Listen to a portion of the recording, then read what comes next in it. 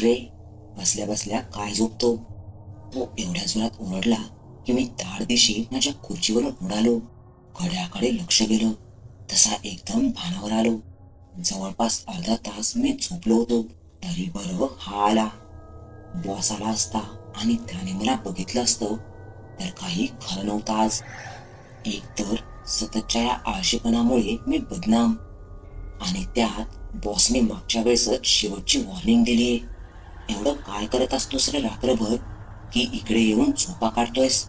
लहानपणापासून तंबाखू खाल्याने थोडे रंगीत झालेले दात दाखवत त्याने प्रश्न केला. पण माझं तिकडे लक्ष नव्हतं, कारण मी झोपेत काय पाहिलं हे आठवत होतं. जे काही पाहिलं ते अत्यंत गोड होतं, कारण ती गोष्ट आठवायचा प्रयत्न करताना देखील अंगावर शहार येत होते. एवढा कशाला विचार करतोयस? मी काही नाही सांगणार बॉसला. हा, फक्त त्या बदल्यात एक छोटा गोल्ड पाज मला. सिगारेटचं नाव काढून माझं सगळं केंद्रित केलेलं लक्ष त्याने विचलित केलं. झोप घालवण्यासाठी ते पण आवश्यकच होतं. ऑफिस बाहेरच्या त्या काळवलेल्या टपरीवर येणे हा एकच विरंगुळा परवडण्यासारखा असल्याने दोघेही तिकडेच जात. वाफाळलेला चहाचा कप एका हातात आणि दुसऱ्या हातात त्याने एक झुरका मारून दिलेली सिगारेट. माझं पूर्ण लक्ष त्या चहाच्या कप मधून निघणाऱ्या वाफांवर होतं. पण डोक्यात त्याच स्वप्नांचा विचार चालू होता. सिगारेटचा एक झुरका आत घेताच एकदम मेंदूमध्ये लख्ख प्रकाश पडला आणि मी पुन्हा तिकडे जाऊन पोहोचलो. एकदम घनदाट अरण्य.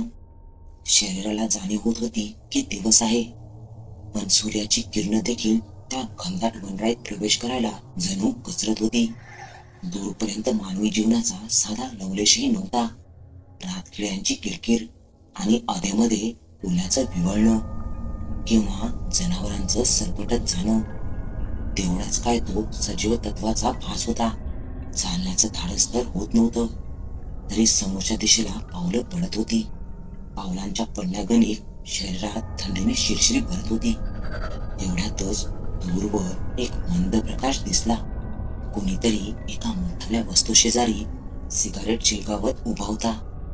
वस्तू दृष्टीपथात येताच असं समजलं की एक अगदी जुनाट बस उभी आहे आणि त्याबाहेर मळलेला खाकी गणवेश घातलेला एक कंडक्टर सिगारेट शिलकावतोय. कधी वाटलंही नव्हतं एखाद्या कंडक्टरला पाहून एवढा आनंद होईल.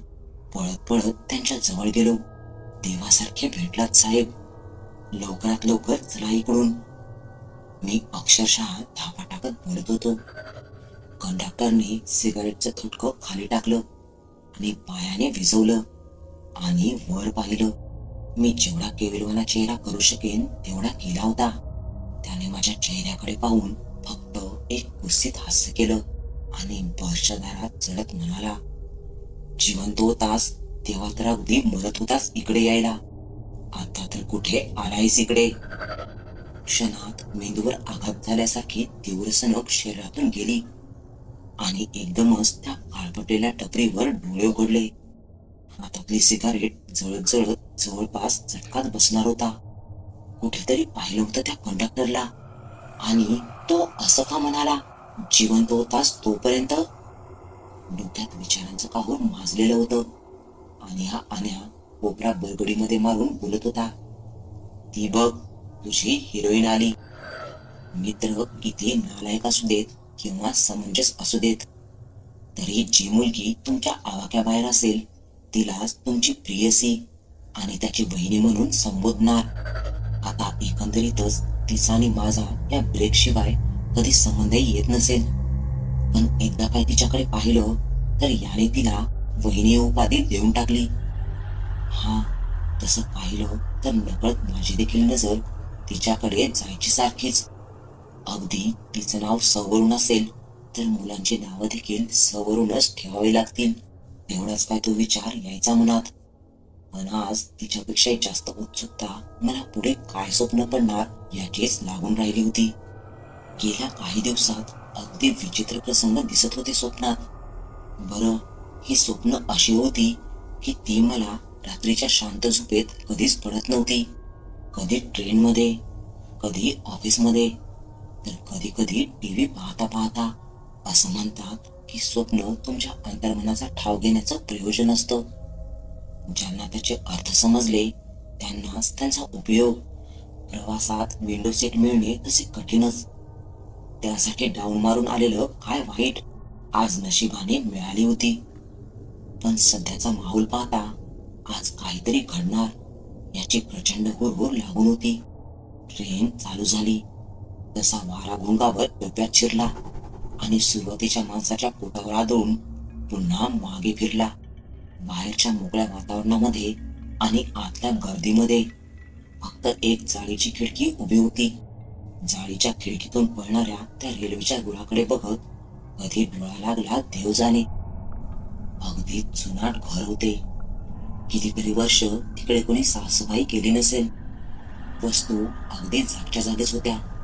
घराचं कार्पेट अस्वच्छ होतं, पण वस्तू तेवढ्या स्वच्छ होत्या. टेबल, टीव्ही, सोफा अगदी योग्य स्थितीत. लख्ख प्रकाश असता तर अगदी टिपटाप वाटलं असतं ते. एका बाजूला भली मोठी खिडकी होती. काचा बंदच होत्या, पण बाहेरचं स्पष्ट दिसत होतं. अगदी संध्याकाळ वाटावी असंच वातावरण होतं. वरती काळे ढग स्पष्ट जाणवत होते. अगदी एखाद्याने टाचणी पेटली असती तरी खळाखळा रडायला लागतील एवढे टच्च भरलेले. कुठेतरी कोपऱ्यात वीज चमकत होती. अगदी एखाद्या निर्मनुष्य स्टेशनवरून मालगाडीत धावत गेल्यानंतर जशी शांतता पसरते तशीच मनातल्या इतक्या दिवसाचं माजलेलं काहूर शांत झाल्यासारखं वाटत होतं. जेवढ्या झटपट मन शांत झालं तेवढ्याच तीव्र गतीने अंगावर काटा आला. त्या निर्मनुष्य शांततेला चिरत अचानकच कुठून तरी असा आवाज आला. अगदी जुनी मशीन चालत असावी असा. नजर खिडकीवरून एकदम घरात फिरली. घराच्या एका टोकाला एक छोटासा दिवा तेवत होता. त्या तेवढ्याच प्रकाशात एक म्हातारी जात फिरवत बसली होती. आजी तशी एवढी म्हातारी नव्हती. अगदी 60 ते 62 वर्षांची असावी. डोक्यावर पदर, नाकात नथ, हातात बांगड्या, अगदी 9वी बायतेच्या असाव्या तशा. नकळत पाऊल तिच्या दिशेने पडलं. जसजसं त्या मिनमिनत्या प्रकाशात दृश्य स्पष्ट व्हायला लागलं तशी एक गोष्ट समजली. जात्यामध्ये तर काहीच नव्हतं. अगदी ना कुठली डाळ ना आजूबाजूला पीठ.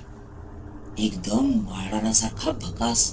हिंमत तर होत नव्हती तरी आपसुकच शब्द बाहेर पडले. आजी, जात तर रिकामा आहे, मग का फिरवताय? म्हातारीने वर न बघताच म्हटलं. पर्यास तर करतीयाच की म्या. बघू काय होतंय का. असं कसं होऊ शकतं? जात रिकामच फिरवत असशील तर त्यातून काही मिळणार तरी कसं? हे म्हणजे पुढाऱ्यानं चोराला सांगितल्यागत झालं की लबाडी करू नकस. म्हातारी खेकसली. जा, दारावर कोण आले बघ. आणि तेवढ्यातच दारावर एकदम टकटक झाली. ती टकटक दारावर न होता ट्रेनमध्ये झालेली. चला, ठाणे आले. CST वाले उठा आता. काका हँडलवरच्या बारला आदळत उठवत होते सगळ्यांना. काय काका, उत्तर मिळण्याआधीच सगळा बट्ट्याबोळ केला की राव तुम्ही. थोडं तिरकस सूर काढतच मी उठलो. थोडासा ताळमेळ बसतोय असं वाटायला लागतं आणि पुन्हा गाडी अडकते. एकतर स्वप्नातल्या व्यक्तींना याआधी कधी पाहिलेलं आठवत नाही, ना कधी त्या ठिकाणी गेलेलं देखील आठवत नाही. फक्त सकारात्मक बाब एवढीच की कमीत कमी त्यांच्याशी बोललं तरी झालं. गोड प्रकारे का होईना, पण काही बोलले तरी ते दोघं. का रे एवढा कसला विचार करतोयस काही दिवसांपासून? संदीप माझा रूममेट मला विचारत होता. काही विशेष नाही रे, ही स्वप्न त्रास देत आहेत. एवढं काय रे त्यात, होतील ती पण पूर्ण. ए बाबा, ही स्वप्न पूर्ण न झालेलीच बरी. एकतर त्या जागांचा विचार जरी केला तरी अंगावर काटा येतो. अच्छा, तशी स्वप्न होय. संदीप दिलखुलास हसला. तुझा तसा काही प्रॉब्लेम असेल ना तर माझ्याकडे 2 पर्याय आहेत. एक स्वस्त आणि दुसरा महाग. खानावळीतून आणलेला डबा उघडत एकदम सिरियस होत संदीप बोलू लागला. सध्या तरी एखादा फुकटातला पर्याय सांग. जरा तंगी चालू आहे.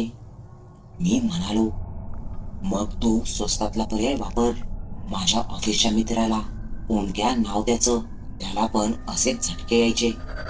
तेव्हा आमच्या पिऊनने एका बाबाचा कॉन्टॅक्ट दिला. तुला सांगतो, जेव्हापासून तो त्या बाबाकडे जायला लागला तसा एकदम त्याचे झटके येणे बंदच झाले. ओमक्याला भेटायला हवं. मग नक्की काय सांगितलंय बाबाने बघायला हवं. एक आठवडा आधी तरी सांगायचंच. फाशी लावून घेतली ना त्याने मागेच. पहिल्यांदाच एवढा जोरात ठसका लागला मला. पण संदीपने शेवटी किडा डोक्यात सोडलाच. खरंच या बुवा बाबाकडे या प्रश्नांची उत्तरं असतील का? उद्या काय तो निर्णय घेऊ. रविवारची सुट्टी असल्याने थोडा निवांतच होतो. मनातली घालमेल थोडी थंडावली होती, पण झोप घ्यायला थोडा कचरत होतो. शेवटी नाईलाजास्तव बाहेर पडावंच लागलं. संदीपने सांगितलेला पर्यायाचा विचार करावा, तर मनात शंका येत होत्या. आणि शंकांवरती विचार करण्याचा उत्तम पर्याय म्हणजे नेहमीच्या जागी शांत बसणे, अर्थात हातात सिगारेट घेऊन. जवळपास अर्ध्या तासात 4 सिगारेटी शेगावल्यावर एक जाणीव झाली. एक म्हातारे आजोबा मला न्याहाळत होते आणि जसजशी नजरानजर झाली तसे ताडदेशी उठून माझ्याकडेच कूच करू लागले. आता बसा, म्हाताऱ्याचं लेक्चर ऐकत. आजोबा आले आणि मला म्हणाले, एखादी शिल्लक आहे का? म्हातारं आपल्यासारखंच आहे म्हटल्यावर जीवात जीव आला. हो आहे की. पॅकेटमधून एक काढून आजोबांना दिली. मी तुला मगासपासून पाहत होतो, पण तुझं लक्षच नव्हतं. सिगारेटच्या विजलेल्या तुटक्यांकडे पाहून आजोबांनी विचारलं, काही ताण आहे का आयुष्यात? आता सध्या आपल्याला हे काही काम नाही म्हटल्यावर मी देखील मैफिल जमवण्याच्या नादात म्हटलं, या बसा बाजूला. तुम्हाला एक मस्त गोष्ट सांगतो. हा, फक्त एकच अट आहे माझी. त्यात घडणाऱ्या गोष्टींचं तुम्ही नंतर विश्लेषण करायचं मला. आजोबा मोठीत चून करताच बसले बाजूला. अगदी पहिल्या स्वप्नापासून ते आतापर्यंत पडलेल्या स्वप्नापर्यंत सर्व आजोबांना सांगितलं. कथा संपल्यावर त्यांच्याकडे नीट पाहिलं मी.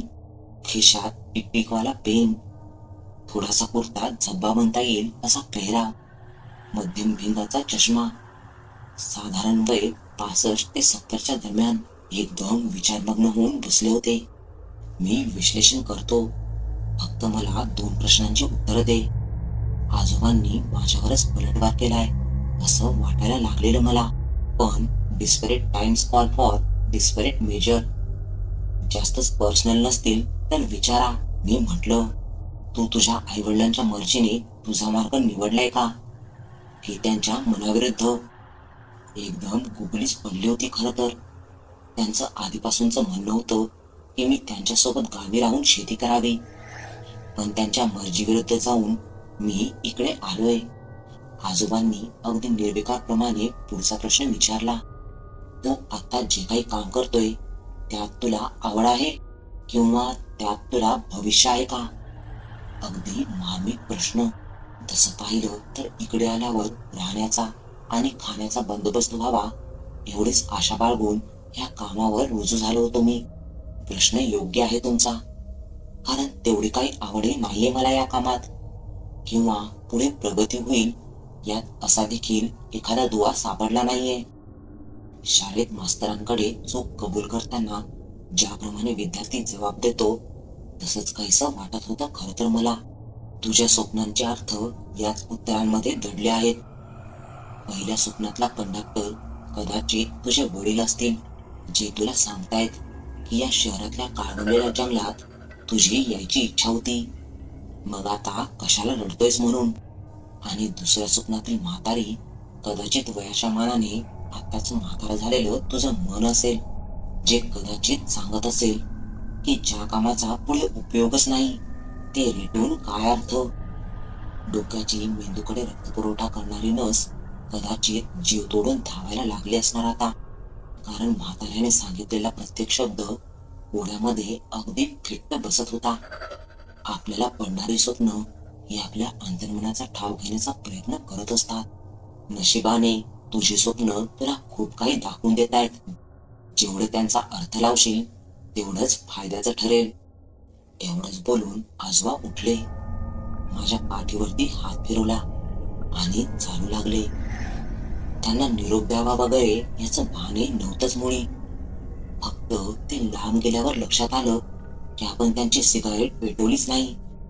म्हणून बाजूला पाहिलं तर सिगारेट तशीच निश्चित पडली होती.